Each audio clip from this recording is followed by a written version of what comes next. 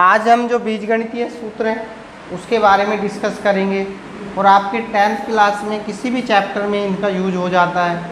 तो आज का हमारा जो टॉपिक है कुछ बीजगणितीय सूत्रों को अध्ययन हमें करना है। जैसे कोई आपसे पूछता है बेसिकली कि बोलो a + b का होल स्क्वायर क्या होगा, तो इसका होता है a² + b² + 2ab। कोई आपसे पूछता है a - b का होल स्क्वायर क्या होगा, तो आप बताओगे a² + b² - 2ab। कोई आपसे पूछता है a² - b² की वैल्यू क्या होगी, तो आप बताओगे a + b और a - b, यानी इन दोनों को आपको एक बार जोड़ देना है, एक बार घटा देना है।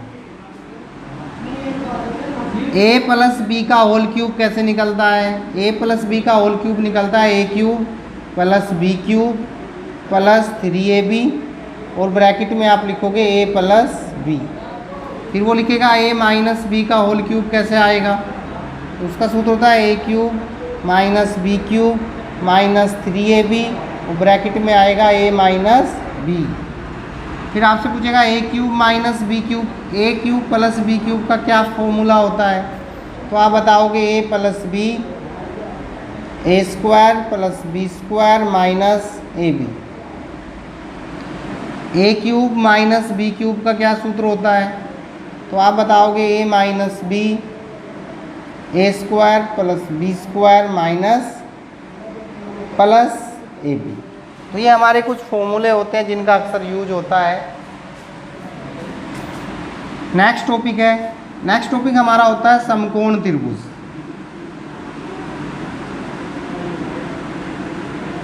समकोण त्रिभुज के बारे में कोई आपसे पूछता है कि समकोण त्रिभुज क्या होगा, तो आप बताओगे समकोण त्रिभुज वे त्रिभुज होते हैं जिसका एक कोण 90 डिग्री होता है।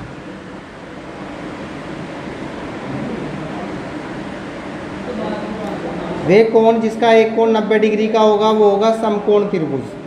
जैसे कि ये एंगल इसका 90 है, तो इस त्रिभुज को हम कहेंगे त्रिभुज ABC जो है वो हमारा एक समकोण त्रिभुज है, क्योंकि कोण भी 90 डिग्री है।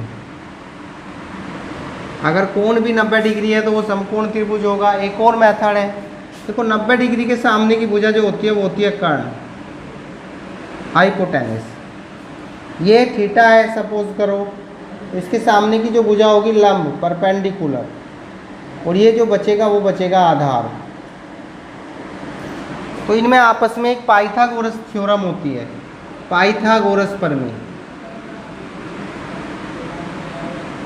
तो पाइथागोरस प्रमेय जो आपको बताती है वो ये बताती है कि कर्ण का वर्ग, जो कर्ण यानी जो बड़ी भुजा है उसका वर्ग जो होगा वो शेष दो भुजाओं के वर्गों के योग के बराबर होगा। यानी कर्ण का वर्ग बराबर होगा आधार का वर्ग प्लस लंब का स्क्वायर, यानी आधार का स्क्वायर प्लस लंब का स्क्वायर इक्वल कर्ण का स्क्वायर। तो ये हमारा क्या है, एक समकोण त्रिभुज है। अगर आपसे कोई पूछता है समकोण त्रिभुज का क्षेत्रफल क्या होगा, समकोण त्रिभुज ABC का क्षेत्रफल, तो इसका सूत्र होता है 1/2 गुना आधार गुना ऊंचाई। यानी समकोण त्रिभुज का क्षेत्रफल होता है 1/2 आधार गुना ऊंचाई। फिर आता है आपका समबाहु त्रिभुज। समबाहु त्रिभुज के बारे में सभी बच्चे जानते हैं। समबाहु त्रिभुज जो होता है वो त्रिभुज होता है जिसकी सारी भुजाएं कैसी होती हैं, समान। सपोज ये हमारा एक ट्राइंगल है ABC, और अगर AB = BC = CA है, यानी इसकी सारी भुजाएं इक्वल्स हैं, तो हम कहेंगे त्रिभुज समबाहु है। और समबाहु त्रिभुज का अगर आपको एरिया कैलकुलेट करना है, समबाहु त्रिभुज का क्षेत्रफल, समबाहु त्रिभुज ABC का क्षेत्रफल कैसे निकलेगा, तो वो निकलता है √3/4 भुजा का स्क्वायर। कोई भी जो भुजा एक आप निकाल लोगे, उसका स्क्वायर कर दोगे तो आएगा समबाहु त्रिभुज का क्षेत्रफल। नेक्स्ट टॉपिक आता है हमारा एक समबाहु त्रिभुज हीरोन का सूत्र।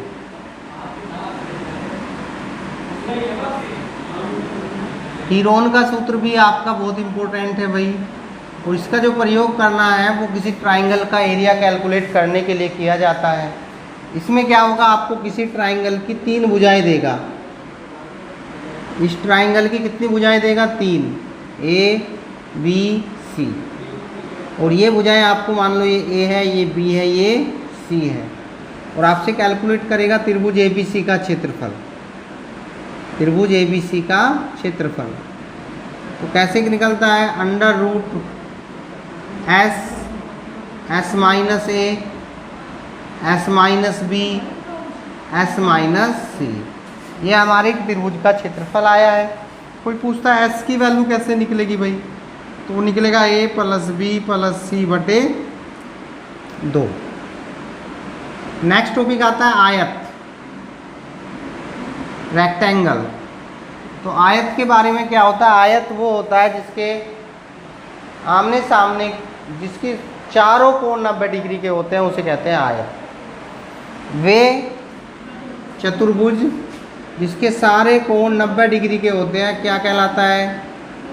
आयत। और उसके आमने सामने की भुजा भी कैसी होती है? इक्वल, यानी ये भुजा इसके बराबर, ये भुजा इसके बराबर। तो हम कहेंगे ये हमारा क्या होगा? एक आयत। आयत की लंबाई मान लेते हैं L है, चौड़ाई B है। तो जो आयत का क्षेत्रफल होगा, आयत का क्षेत्रफल वो होगा लंबाई गुना चौड़ाई। आयत का क्षेत्रफल बनेगा लंबाई गुना चौड़ाई। लंबाई इसकी L है, चौड़ाई इसकी B है। अगर कोई आपसे पूछता है आयत का परिमाप कितना होगा, तो आयत का जो परिमाप होता है वो होता है 2 × L + B, यानी 2 गुना लंबाई जमा चौड़ाई। नेक्स्ट टॉपिक आता है हमारा वर्ग। वर्ग होता है स्क्वायर। भाई वर्ग क्या होता है? वर्ग होता है जिसके सारे कोण 90 डिग्री के होते हैं और सारी भुजाएं इक्वल होती हैं। वह आयत, वह चतुर्भुज जिसका प्रत्येक कोण 90 डिग्री का होगा और सारी भुजाएं इक्वल होंगी, उसे हम कहते हैं आयत, वर्ग। और कोई पूछता है आपका वर्ग का क्षेत्रफल क्या है, तो वर्ग का जो क्षेत्रफल कैलकुलेट होता है वो होता है भुजा का वर्ग। जो भी भुजा हमारी है उसका क्या कर दो आप? वर्ग कर दो। मात्रक जो होता है इसका वो वर्ग इकाई होता है। ठीक है।